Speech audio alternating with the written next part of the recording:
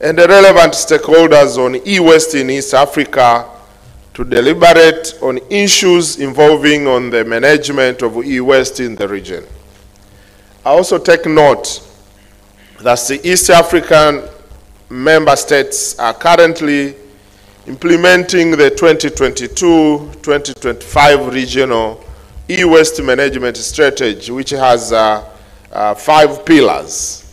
The pillars range from policy, legal, and the regulatory frameworks to infrastructure for e-waste management, resource mobilization, coordination, and institutional alignment and capacity building, research and innovation, which is the continuous implementation of a previous strategy which ended in 2022, and this workshop is tailored to assess the implementation on the same for all 5 East African countries.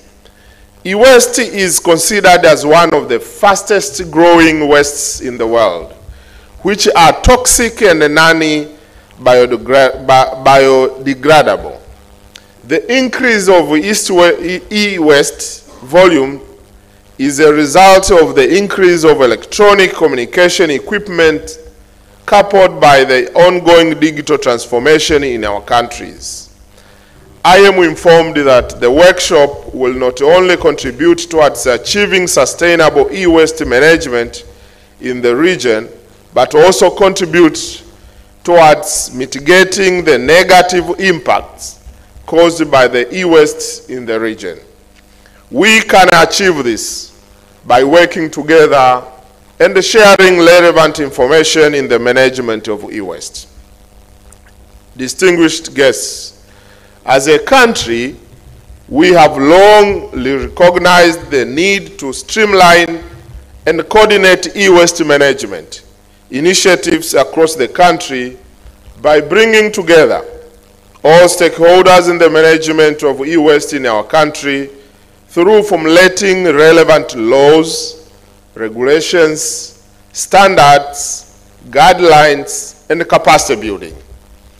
In 2019, the government of Tanzania reviewed the Electronic and Postal Communications Act of 2010 to accommodate the needs for managing end-of-life processes of electronic communication equipment in the country, thus paving a way for formulation of electronic and the postal communications, the Electronic Communications Equipment Standards, and the e-waste management regulations of 2020. These regulations provide obligations to different stakeholders in the management of e-waste in our country, from manufacturers or producers, importers, recyclers, and refurbishers, bulk consumers, and other stakeholders.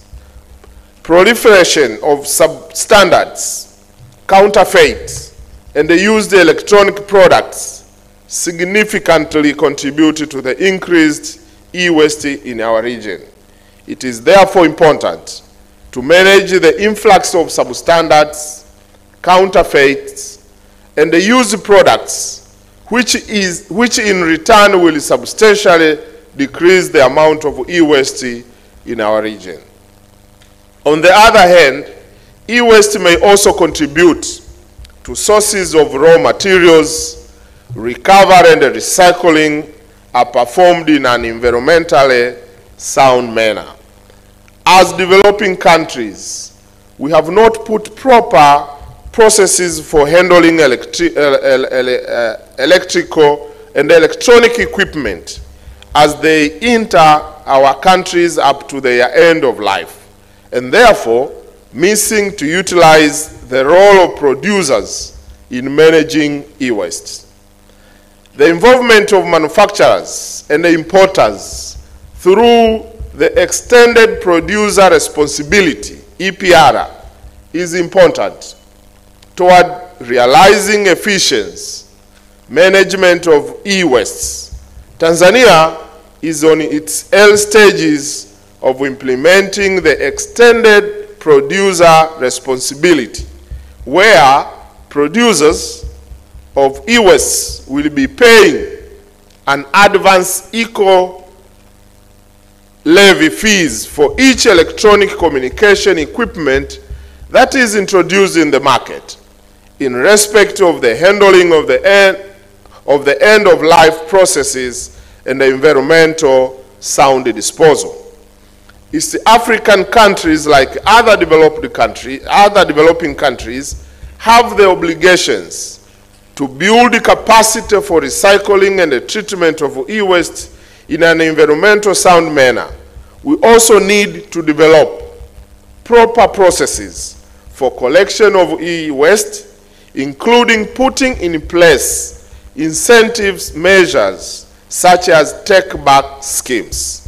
Distinguished guests, ladies and gentlemen, it is my sincere hope that these 3 days of the workshop will be used efficiently and come up with a productive output on e-waste management in the region. With these few remarks, I am honored and privileged to declare that the 5th IACO Regional E-Waste Workshop on Sustainable E-Waste Management in the region here at Serena Hotel in Dar es Salaam, Tanzania, is now officially opened. Thank you for your kind attention. Asanteni sana na karibuni sana Tanzania. Asante sana. Thank you very much, Honorable Minister. Another round of applause for Honorable Minister.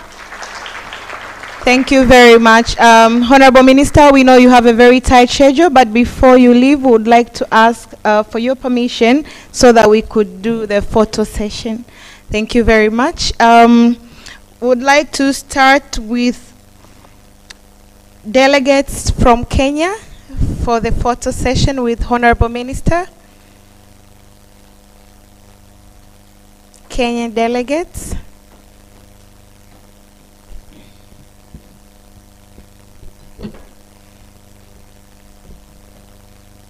Thank you.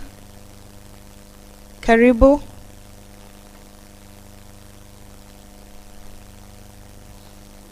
From Kenya as a country, Kenya. Oops, sorry. Asante.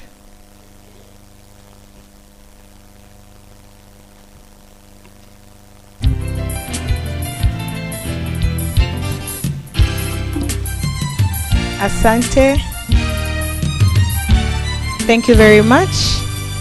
I'd like to call upon Rwanda, delegates from Rwanda, Karibu. After Rwanda, DRC will follow.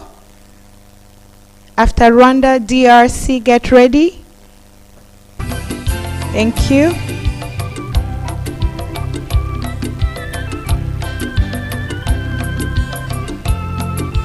Thank you very much. Do we have members from DRC?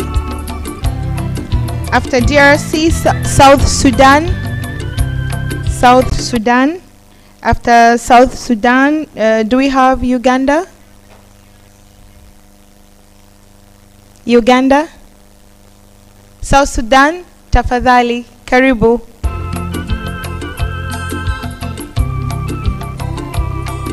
Uganda, please get ready.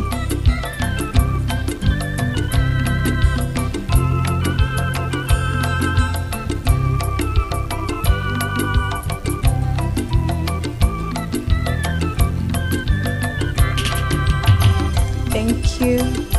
Thank you very much, Uganda.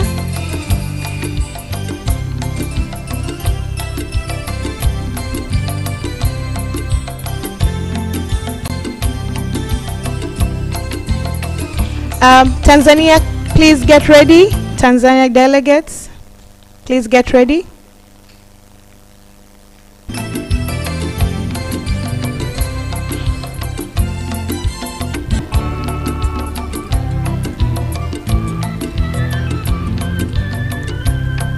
Tanzania. I know you're many, but those the invited guests, that's what I'm referring to. Invited guests from Tanzania. If we'll be many, we could do 2 groups, that's fine. So Maybe, okay, some of us can wait so that we can get good pictures.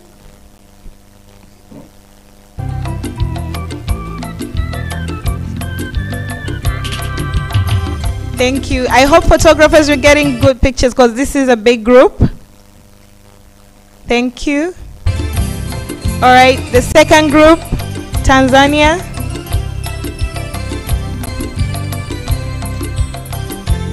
TCR management, kindly get ready. TCRA management, please get ready.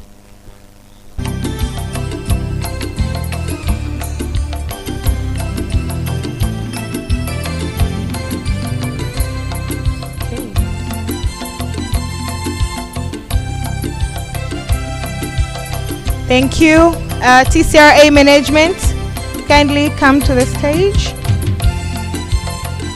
IACO secretariat, kindly get ready. IACO secretariat. TCRA management. TCRA management, please.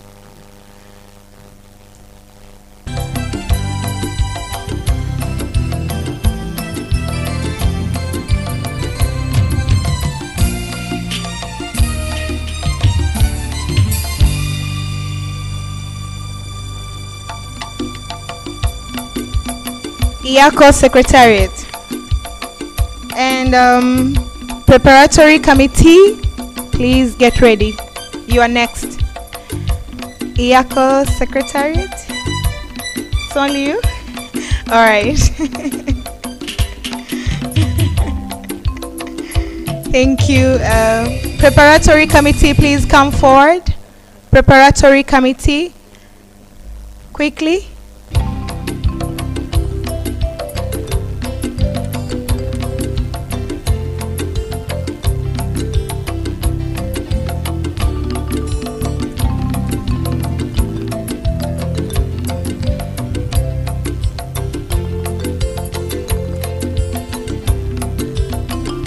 Are you getting good pictures? Because these are the guys who made this possible.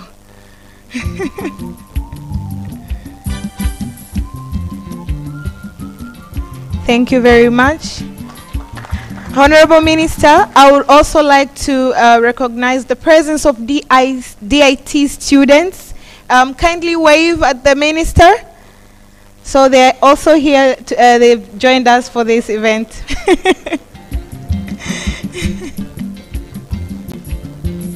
Two groups, please split into two groups so that we can get good picture with the Minister.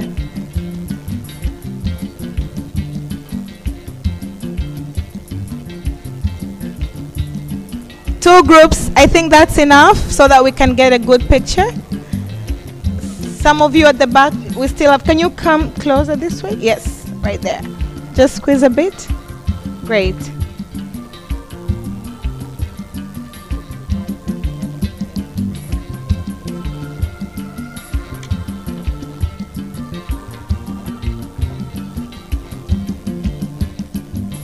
Thank you. Second group.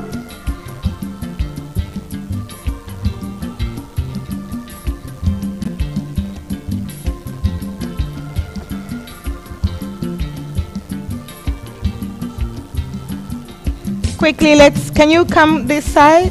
Hello? Yes, come closer this side. Thank you.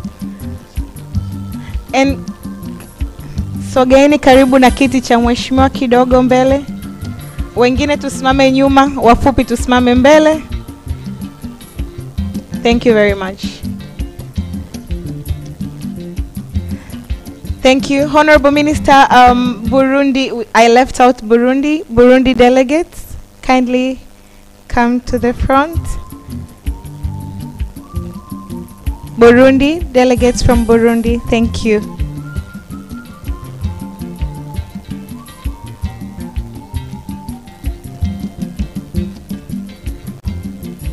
Thank you.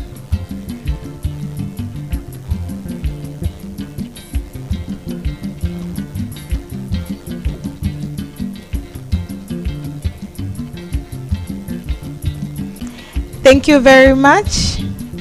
Honorable Minister, this is the end of the opening session. Now If you can allow me, we would like to say thank you so much for being here on the opening event. And the breakfast is ready, so you could go back to the lounge and yes. And the breakfast will be served. Okay.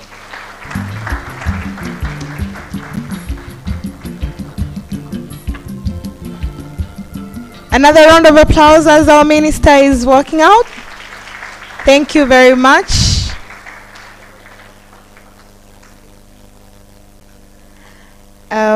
Distinguished delegates, before we go for our breakfast, I would also like to inform you that tomorrow we'll be heading to Chilambo E-Waste Management Site at Kisarawe. So for those of you who wish to participate or be in that trip, kindly see Mr.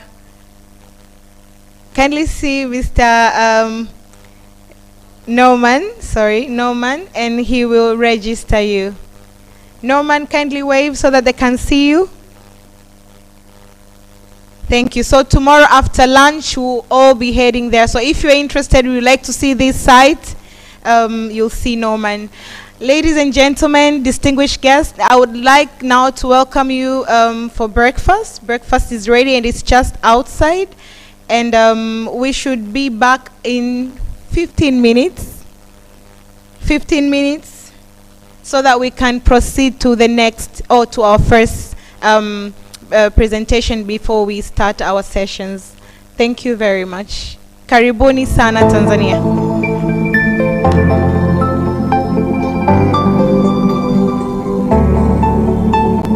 Kwenye mawasiliano tunakutana na kitu kingine tunasema cyberspace. Ukiingia pale unakutana na mambo mengi sana. Ukienda unataka kujifunza ujasiriamali, unataka kujifunza kuwa mbunifu, utatoka na elimu kubwa sana.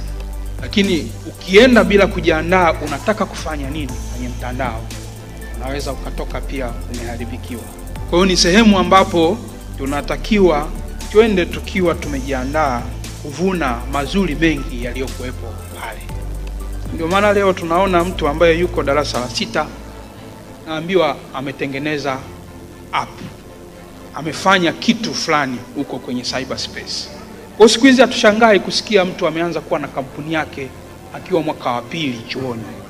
Zamani zile tulikuwa na clubs za hesabu, tulikuwa tuna clubs za physics, clubs za chemistry, English, club mbalimbali. Sasa tumeongeza club ya tari. Klabu hizi zimekuwa zikisaidia kuhakikisha watu wanatumia mawasiliano katika kujiletea maendeleo, na hivyo kama taifa ili tuweze kufikia uchumi wa kidigitali. Digital clubs oye! Digital clubs oye! Tafadhali simameni, pigeni makofi, na hiyo ni ishara ya uzinduzi wa digital clubs.